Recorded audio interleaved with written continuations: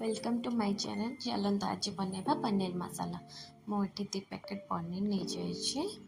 पनीर को मुझे साइज भी काटी पारे।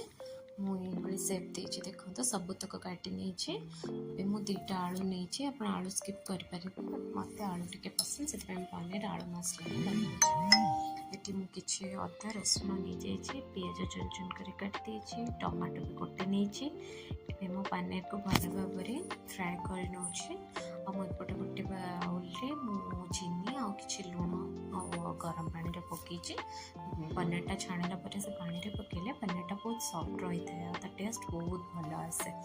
मु आलू को बहुत भलसे भाजी नहीं तेल ही आलूटा पूरा सीझी जाए तो बेस टाइम भी आमको लगे आलू पूरा कलर चेंज हो जाए आम भाजवा।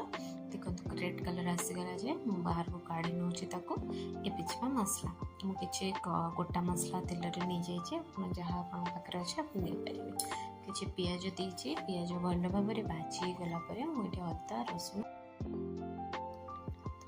तार पेस्ट नहीं जाइए। देखो पिज ये नाली है भाजी नौचे गोटे टमाटो काटिक रखी पकाए स्मूथ है भल भाव भाजी नवा से गोटे चमच लंका गुंड हलदी गुंड दी भल भाव में स्मूथ है भाजी नौचे। मुझे जाकि अदा मसला पेस्ट दूचे। देखो केते भल आमर एमती भी कलर आसीगला तो काश्मीर लंका गुंडर दरकार ही कौन।